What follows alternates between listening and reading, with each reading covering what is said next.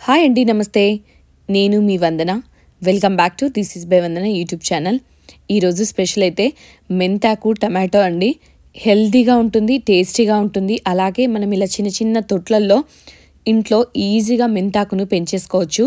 మెంతి గింజల్ని ఒక రోజు ముందు నీళ్ళలో నానబెట్టేసి తర్వాత ఏదైనా తొట్లో వేసేయండి. మంచిగా ఫ్రెష్గా పెరుగుతాయి అన్నమాట. ఇది మా ఇంట్లో పెంచుకున్న మెంతాకు. దీన్ని నేను ఇప్పుడు కర్రీ చేస్తున్నానండి. దీనికోసం స్టవ్ ఆన్ చేసి కడాయి పెట్టి దాంట్లో ఒక 3 చెంచాల ఆయిల్ అయితే వేసుకోవాలండి. కాస్త ఆయిల్ ఎక్కువగానే పడుతుంది, మనం ఆకుకూరలు చేసేటప్పుడు మంచిగా వేగాలి కాబట్టి.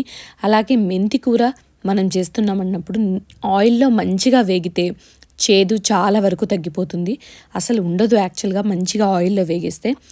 అందుకని ఆయిల్ ఎక్కువగానే వేసేసుకొని ఆయిల్ వేడిన తర్వాత కాస్త జీలకర్ర, అలాగే 2 మీడియం సైజ్ ఉల్లిపాయల్ని కట్ చేసుకొని వేసుకోవాలండి. అలాగే 4-5 పచ్చిమిరపకాయలను కూడా వేసి అన్నీ ఒక 70% వరకు వేగిపోయిన తర్వాత కాస్త పసుపు వేసి వేయించేసుకోవాలి. అలాగే పసుపు కూడా వేగిన తర్వాత అల్లం వెల్లుల్లి పేస్ట్ వేసి పచ్చిదనం అంతా పోయేంత వరకు వేయించుకోవాలి. అలాగే మెంతాకు ఒకవేళ ముదిరిందంటే మాత్రం ఓన్లీ ఆకులే తెంపేసుకోండి. ఒకవేళ లేతగా ఉంటే మాత్రం కాడలతో సహా వేసుకుంటే మంచి టేస్ట్ వస్తుంది. నేనైతే ఇక్కడ పైన ఆకులన్నీ కొద్దిగా కాడలతో, అలాగే బయట వైపు ఉన్న వాటిని ఆకులు మాత్రమే తెంపేసి వేసుకుంటున్నానండి. ఈ మెంతాకంతా మంచిగా ఫ్రై అవ్వాలి.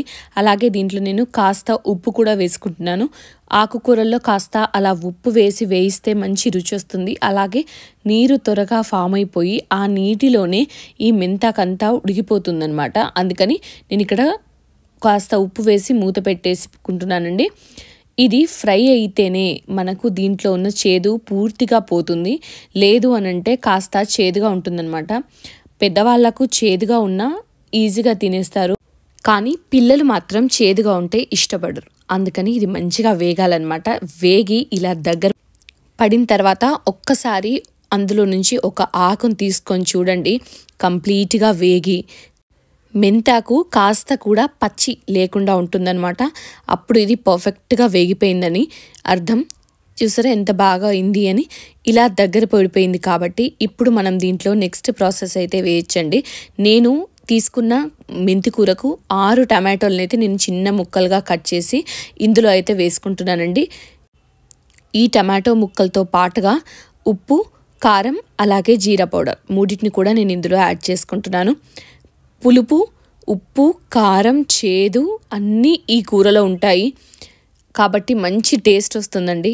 తెలంగాణ వాళ్ళకి మటన్, చికెన్ ఎంత ఇష్టం ఉంటుందో అలాగే మెంతి కూర టమాటో కూడా చాలా ఇష్టంగా ఉంటుంది. ఫ్రీక్వెంట్గా చేస్తూ ఉంటారు.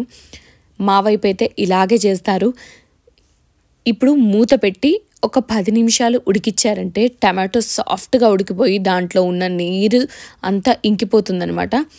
అప్పుడు మనము మళ్ళీ ఒక స్పూన్ తీసుకొని ఇలా స్మాష్ చేసేస్తే టమాటో అంతా మెత్తగా అయిపోతుందట. అప్పుడు ఇది పర్ఫెక్ట్గా ఉడికిపోయినట్టండి. మొత్తం అంతా మంచిగా కలుపుకోవాలి. ఆకు అలాగే టమాటో అంతా మిక్స్ అయిపోవాలన్నమాట. ఎక్కడ కూడా ఆకు ముద్దగా ఉండకుండా చూసుకుంటూ మంచిగా కలుపుకోండి. అప్పుడు మనకి ఆ మెంతి కూర ఈ టమాటో పులుపులో మంచిగా మిక్స్ అయిపోయి మంచి రుచి వస్తుంది.